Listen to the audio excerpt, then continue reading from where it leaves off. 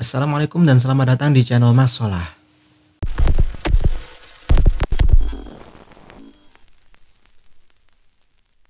Ketemu lagi dengan saya Solah dan kali ini saya akan membahas tentang peraturan terbaru tentang seleksi P3K untuk tenaga kesehatan. Nah, di video sebelumnya saya pernah membahas kalau ada kabar gembira untuk tenaga kesehatan yang dibiayai oleh BLUT atau BLU yang tidak usah didata namun bisa ikut P3K. Nah, ternyata sekarang ada kabar gembira lagi, yaitu bagi tenaga kesehatan baik di negeri maupun di swasta itu semuanya bisa ikut P3K asal memenuhi syarat berikut ini. Nah, sebelum saya membahas lebih detail, silakan bagi teman-teman yang belum subscribe klik tombol subscribe dan juga aktifkan lonceng di sebelah tombol subscribe supaya tidak ketinggalan informasi seputar ASN baik CPNS maupun P3K. Dan juga jangan lupa like video ini. Yang sudah melakukannya, baik subscribe, aktifkan lonceng, dan like video ini, saya doakan semoga lolos dan segera diangkat menjadi P3K maupun CPNS baik tahun ini maupun tahun depan. Nah, baru-baru ini Menpan RB mengeluarkan keputusan Menteri Pendahuluan Aparatur Negara dan Reformasi Birokrasi nomor 968 tentang mekanisme seleksi P3K untuk jabatan fungsional nakes atau tenaga kesehatan untuk tahun 2022. Nah, di aturan ini dijelaskan siapa saja yang dapat melamar P3K tenaga kesehatan, syaratnya apa, dan bagaimana yang diprioritaskan. Nah, akan dijelaskan di peraturan ini. Teman-teman yang mau mendownload peraturan ini bisa download di website saya atau klik link di deskripsi. Ada tombol downloadnya. Untuk tutorialnya akan saya jelaskan di akhir video nanti. Langsung saja kita menuju ke halaman ketiga. Di sini ada penetapan, penetapan ke-1, pelamar yang dapat melamar menjadi P3K nakes di tahun 2022 ini terdiri dari yang pertama adalah ex tenaga honorer kategori 2 atau THK 2 yang terdaftar di database-nya BKN. Namun selain itu ada lagi yaitu B, tenaga kesehatan non ASN yang terdaftar di SISDMK atau Sistem Informasi Sumber Daya Manusia Kesehatan punyanya Kementerian Kesehatan. Jadi bagi teman-teman yang terdaftar di SISDMK baik di swasta maupun negeri semuanya bisa ikut. Tapi jika tidak terdaftar, meskipun di swasta statusnya pegawai tetap tidak bisa. Harus sudah terdata di database-nya Kemenkes. Itu syarat utamanya ya. Nah, kemudian di kedua dan ketiga ada jabatan. Di sini dijelaskan ada jabatan yang wajib melampirkan STR atau surat tanda registrasi, dan ada juga yang tidak mensyaratkan STR yaitu administrator kesehatan dan etimolog kesehatan. Lebih jelasnya nanti di lampiran 1. Nah, kita langsung ke yang keempat. Nah, di yang keempat dijelaskan bahwa yang statusnya pada diktum ke-1 atau yang mensyaratkan STR itu wajib memiliki pengalaman kerja. Dan pengalaman kerjanya dibagi seperti berikut. Paling singkat 2 tahun untuk yang melamar jenjang terampil dan pertama. Kemudian minimal 3 tahun untuk jenjang muda dan 5 tahun pengalaman untuk jenjang madya. Jadi sesuai dengan jabatan yang nantinya akan dilamar.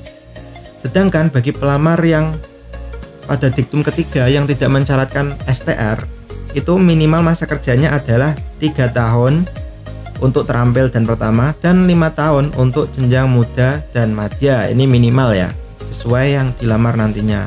Nah, bukti masa kerja tadi dijelaskan di yang kelima, diktum kelima, yaitu minimal ditandatangani oleh kepala puskesmas, kepala rumah sakit, pejabat pimpinan tinggi atau pejabat administrator dan kepala divisi. Nah, ini salah satunya, tergantung teman-teman sekarang bekerja di mana. Jadi memang untuk nakes 2022 itu bisa diikuti secara umum, namun harus yang sudah berpengalaman paling tidak 3 tahun atau tadi yang sudah dijelaskan sebelumnya.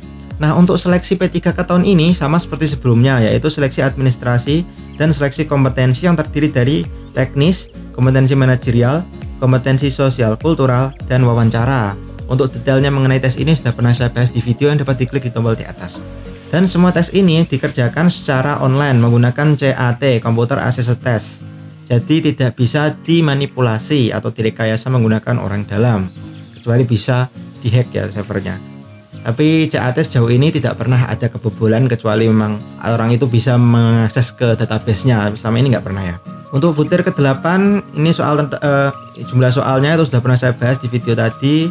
Jadi kita langsung ke diktum ke-15. Nah, Nah, di diktum 15 ini dijelaskan siapa yang mendapat prioritas atau siapa yang mendapatkan nilai tambahan. Nah, seperti yang sudah saya bahas di video yang tentang BLU tadi, seperti dugaan saya nanti akan diberikan tambahan bagi pegawai dengan misalkan yang sudah bekerja di situ akan diberikan nilai tambahan. Nah, seperti itu, seperti perkiraan saya seperti itu, dan ternyata terjawab di diktum ke-15 ini.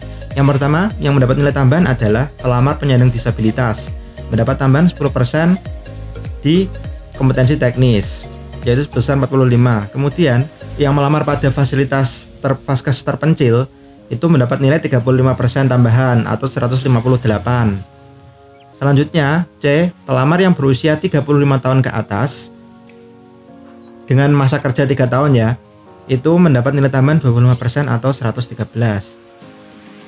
Terus D, pelamar yang di Vaskes saat ini atau melamar di tempatnya kerja saat ini, misalkan di rumah sakit umum kota A dan melamar di situ juga, maka mendapat tambahan nilai 15% atau 68. Kemudian pelamar yang sedang dan atau telah melaksanakan pengabdian di salah satu Yankes masyarakat, Yankesmas melalui penugasan dari Kemenkes, yaitu penugasan khusus, DTPK, PTT Pusat, NSI, NST atau WKDS atau PGDS, itu mendapatkan tambahan nilai 5% di nilai kompetensi teknis, yaitu 23. Nah, tambahan-tambahan itu berlaku untuk mendukung supaya teman-teman nanti bisa diprioritaskan atau lolos menjadi P3K. Namun tidak boleh lebih besar dari 100% seperti dijelaskan di diktum ke-16. Nah, langsung saja kita ke lampiran yang menjelaskan tentang STR. Nah, di lampiran ini dijelaskan yang mewajibkan STR adalah di kolom ya dicentang, yang tidak yang kolom ini dicentang. Nah, teman-teman kalau mau melihat detailnya bisa di-download dokumen ini. Caranya kita langsung saja. Untuk mendownloadnya teman-teman dapat klik link di deskripsi. Nanti teman-teman akan diarahkan ke artikel ini di blog saya solah.net, judulnya Mekanisme Seleksi P3K tahun 2022. Tampilannya kalau dari komputer seperti ini, kalau dari HP kurang lebih menyesuaikan. Yang penting teman-teman ke bawah cari tulisan ini, Kemenpan RP nomor 98 tentang mekanisme seleksi P3K tenaga kesehatan.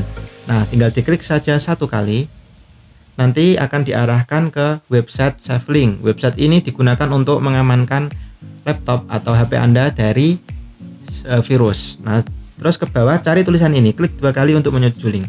Silakan klik 2 kali secara cepat, klik, nanti ada tulisan menuju link. Tinggal klik saja 1 kali, nanti akan diarahkan ke link Google Drive tempat mendownload materi ini. Teman-teman juga bagi yang mau berdiskusi, silahkan bisa join di Telegram, link grupnya ada di deskripsi.